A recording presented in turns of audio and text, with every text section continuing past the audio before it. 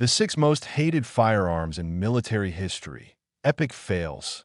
Picture this.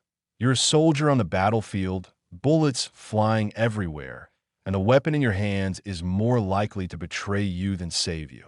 In the history of warfare, some firearms have earned the love and respect of troops. Think of the trusty M1 Garand or the legendary AK-47. But others? They've left soldiers cursing, frustrated, and sometimes even in mortal danger. Today, we're diving into the gripping, often shocking stories of the 6 most hated firearms in military history. These aren't just tales of bad design. They're about human error, engineering flops, and hard-learned lessons that shape the way we build weapons today. Buckle up because this is going to be a wild ride. 1. Chauchat Machine Gun, the French nightmare of World War I. Let's kick things off with the undisputed king of awful weapons, the Chauchat machine gun. Developed by the French during World War I, this light machine gun was supposed to be a game changer, a portable weapon one soldier could carry to provide suppressive fire for the squad. Sounds awesome, right? Well, it was a total disaster. The Chauchat's biggest flaw was its half-moon-shaped magazine, which had an open side. In the muddy, filthy trenches of World War I, that open design was like an invitation for dirt, grime, and debris to clog the mechanism. The result? The gun jammed constantly, often after just a handful of rounds.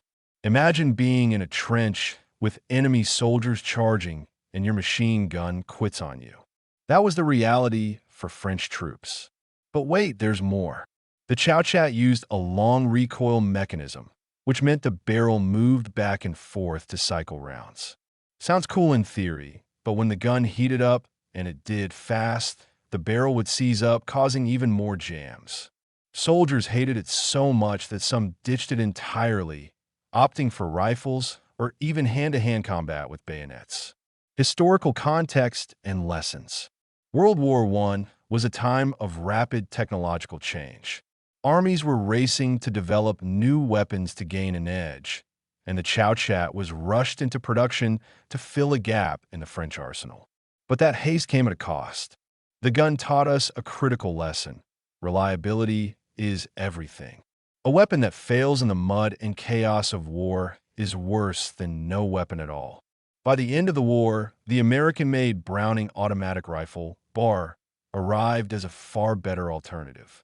The Chauchat became a cautionary tale, influencing modern standards for weapon testing. Even today, military engineers point to the Chauchat as the ultimate what not to do when designing firearms. Economic impact. The Chauchat wasn't cheap for its time. Producing each gun cost France around 200 francs, roughly $40 in 1915, or about $1,200 in 2025, adjusted for inflation. Multiply that by thousands of units, and you've got a serious financial misstep, especially for a nation already stretched thin by war. Those funds could have been spent on reliable weapons like the British Lewis gun, which is a proven performer. My take: the Chauchat is like trying to invent the wheel and making it square. The idea was solid, but the execution was a disaster. It's heartbreaking to think of the soldiers who paid the ultimate price for this engineering flop. To me, the Chauchat is a reminder that cutting corners in design can have deadly consequences. It's a lesson in accountability that applies far beyond the battlefield. 2. M16 rifle, a rocky start for an American icon. Fast forward to the 1960s, deep in the jungles of Vietnam. The U.S. Army introduced the M16 rifle, a lightweight, futuristic weapon with a plastic stock and promises of pinpoint accuracy. But for the soldiers who carried it, the early M16 was less a game changer and more a death trap. What went wrong?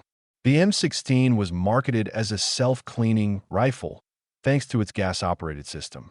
But the humid, muddy jungles of Vietnam were a far cry from sterile testing ranges. Dirt and carbon buildup clogged the chamber, causing rounds to jam. Soldiers found themselves with rifles that wouldn't fire when it mattered most. To make matters worse, the Army didn't issue enough cleaning kits. Commanders had bought into the self-cleaning hype so much that they skimped on maintenance supplies. Picture this. You're in a firefight, bullets whizzing by, and you're frantically trying to clear a jammed round from your M16 with no tools. Tragically, some soldiers were found dead with disassembled rifles, killed while trying to fix them in the heat of battle. The road to redemption. The good news? The Army acted fast. They improved the ammunition, chrome-plated the chamber to reduce fouling, and started issuing proper cleaning kits. Over time, the M16 became a reliable workhorse, still in use today in various forms. But its early years left a bitter taste. Many soldiers preferred to scavenge AK-47s from fallen enemies. High praise for the Soviet rifle and a slap in the face to the M16. Economic and cultural context. The M16 was born during the Cold War, a time when the US and USSR were locked in an arms race. Developing and producing the M16 cost hundreds of millions of dollars. Each rifle ran about $600 in the 1960s, roughly $5,000 in 2025 dollars. For a weapon that initially failed so spectacularly, that's a tough pill to swallow. Culturally, the M16 became a symbol of the Vietnam War's challenges. Stories of soldiers ditching their M16s for AK-47s became legendary, highlighting the stark contrast between American and Soviet design philosophies. The M16's rocky start even inspired books and movies, cementing its place in military lore. My take: the M16 story is a roller coaster, one of failure, redemption, and eventual triumph. But the cost of those early failures was measured in lives. It's a stark reminder that real-world testing is critical, especially when lives are on the line. Personally, I think the M16 could have been a legend from day one if the designers had prioritized the soldiers over the sales pitch. 3. FP45 Liberator, the pistol nobody wanted.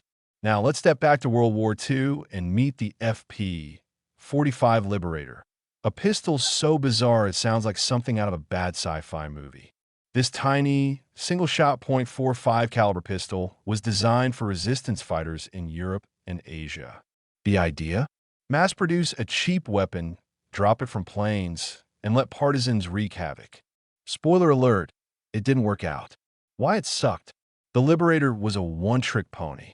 You got one shot, then you had to use a wooden stick, yes, really, to eject the spent casing and reload. Its effective range? A measly 7 yards, about the distance from your couch to your TV. Compare that to a proper pistol like the Colt 1911, which could hit targets at 50 yards. The Liberator was so flimsy that even the people holding it were scared it might fall apart. The plan was to intimidate the enemy with sheer numbers of armed partisans. But in reality, the Liberator was more likely to demoralize the fighters who got stuck with it. Allied commanders quickly realized it was a dud, and most Liberators ended up rusting in warehouses. Some were sent to the Office of Strategic Services, OSS, the precursor to the CIA, but even they treated it like a bad joke. Economic angle. The Liberator was dirt cheap, about $2.40 per unit, or roughly $40 in 2025 dollars. That's one of the cheapest firearms ever made. The U.S. produced around 1 million of them, but only a tiny fraction saw action. The rest? Either scrapped or left to gather dust. It's a classic case of you get what you pay for. My take: the Liberator sounds like a cool concept, arming the masses on a budget. But in practice, it was like handing out disposable lighters in a blackout. Resistance fighters needed reliable weapons, not gimmicks. To me, this is a lesson in quality over quantity. I'd rather see a few good guns in the right hands than 1 million duds. 4. Sten Submachine Gun, the plumber's nightmare. Next up, the British Sten Submachine Gun, nicknamed the plumber's abortion and stinky gun for good reason. Born out of desperation during World War II, this weapon was a symbol of Britain's fight to survive.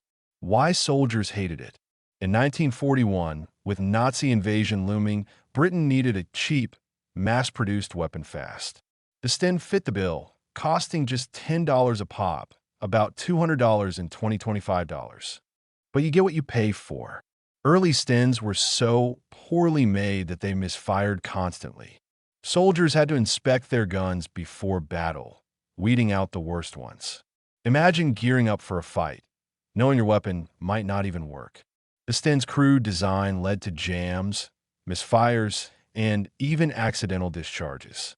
It was so bad that troops joked it was more dangerous to the user than the enemy. But over time, the British improved the design, and later models became reliable enough for elite units like paratroopers to use. Economic context. The Sten was a lifeline for Britain's war-torn economy. With resources stretched thin, the country produced around 4 million Stens during the war. That scale of production kept costs low and armed troops when supplies were scarce. It wasn't pretty, but got the job done, barely. My take. The Sten is a classic example of desperate times call for desperate measures. I feel for the soldiers who had to rely on this glorified pipe bomb. It's a reminder that sometimes you have to make do with what you've got, but it also shows the dangers of prioritizing cost over quality. 5. Brada 30 Machine Gun, Italy's epic fail. Let's head to Italy during World War II, where the Brada 30 machine gun became a symbol of everything wrong with Italian military tech. What made it terrible? The Brada 30 had a unique problem: stuck cartridges. The Italian engineers' solution? Lubricate every round with oil before it entered the chamber. Brilliant, right? Wrong. The oil attracted dirt like a magnet, gumming up the works and causing jams. In prolonged battles, the oil would heat up, sometimes igniting the gunpowder in the chamber. That's right, your gun could literally explode. The gun's 20-round magazine was loaded with clips, which was a pain in the heat of battle. Its low rate of fire and overheating barrel didn't help either. Italian troops often lost fights simply because their machine guns couldn't keep up. Historical context. Italy's military was underfunded and technologically behind during World War II. The Brada 30, costing about 300 lire, roughly $500 in 2025 dollars, was a pricey mistake for a struggling economy. It highlighted Italy's broader challenges in keeping up with the likes of Germany and the US. My take: the Brada 30 is like trying to fix a leaky pipe with duct tape. It just makes things worse. The oil lubrication idea sounds like it came from a brainstorming session gone wrong. To me, it's a lesson in testing solutions under real-world conditions before rolling them out. 6. Ross Rifle, Canada's deadly mistake. Finally, let's talk about the Ross Rifle, a Canadian weapon from World War I that soldiers despised with a passion. Why it was hated? The Ross had a fancy, straight-pull bolt, designed to make shooting faster than traditional bolt-action rifles. Cool idea, but there was a catch. If you reassembled the bolt wrong, easy to do in the chaos of war, it could fly back into your face when you fired. Soldiers were literally risking their lives every time they pulled the trigger. The rifle was also a dirt magnet. In the muddy trenches, it jammed constantly. Even the bayonet wasn't spared. It would fall off during firing. Canadian troops often ditched their Ross rifles for British Lee Enfields scavenged from fallen allies. Economic impact. Each Ross rifle cost Canada about $30, around $800 in 2025 dollars. A hefty price for a weapon that failed so spectacularly. For a smaller nation like Canada, this was a significant financial hit. My take: the Ross rifle is a classic case of innovation gone wrong. The straight-pull bolt was a bold idea, but without proper testing, it became a liability. It's a reminder that new ideas are great, but they need to be bulletproof, pun intended. These 6 firearms aren't just stories of bad engineering. They're lessons in human error, rushed decisions, and the cost of cutting corners. From the Cha-Chat's muddy jams to the M16's Vietnam nightmares, each weapon teaches us something about reliability, testing, and caring for those who depend on your work. So what's your take? Which of these weapons do you think was the worst? Got any other epic fails from military history to share? Hit that subscribe button to stay in the loop for more wild stories from the world of warfare. And don't forget to drop a comment below. Your thoughts make our content better. Let's keep digging into the past to understand the present and shape the future.